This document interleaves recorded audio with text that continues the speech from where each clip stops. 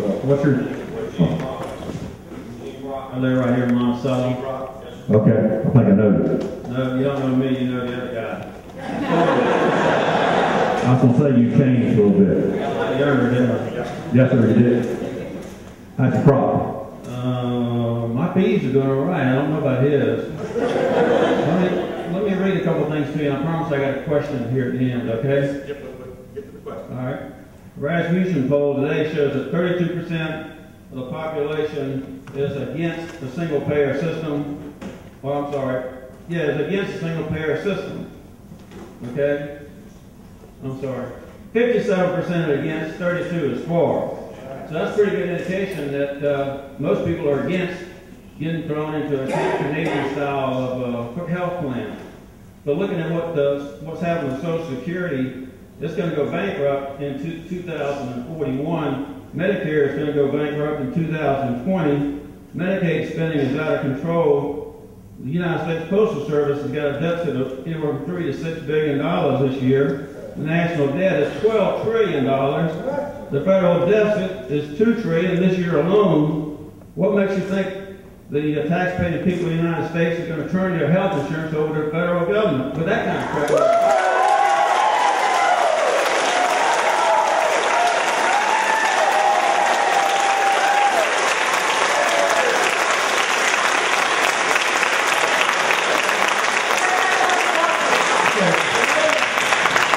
Dean, you came up and the first words out in the first sentence you used the term single payer system.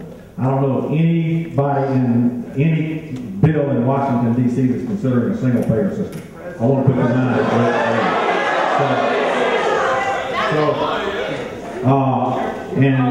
so the other thing I want to say to you, Gene, is that remember what I said earlier? If you're in a plan that you like, you get to keep it. That's a very basic premise, starting point. Okay. Okay. All right. Yes, sir. All right. We can, stand up where everybody can see your shirt. Patriotic, conservative, modern.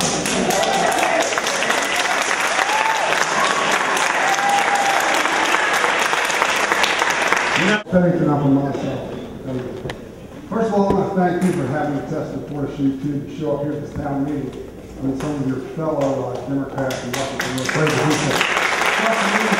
But I did have a question I was going to ask you, but you just said something that made me concentrate on something else. You just said you don't know of anybody in Washington that's in favor of a single-payer system. One, two. Oh, I didn't say that. So any bill that had single-payer system in it. Okay? But there are people in Washington who want single payer. There are probably people in the room who want single payer. That's the President of the United States, because in 2003 in an AFL-CIO meeting, he said he was a proponent of a single payer plan. And in 2007, he said he will have a universal health care system in place by the end of his first term.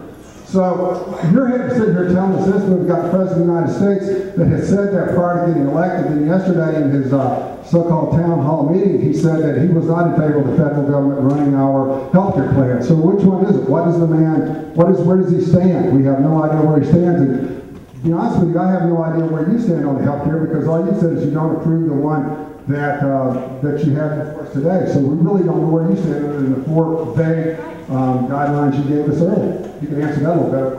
Okay, I'll thank you, Charles, and if you want to hold, I won't hold you what he says or thinks, and you won't hold me accountable for what somebody else says or thinks. So you'll have to ask somebody else about what they think about health care. I can only tell you what I think. Okay?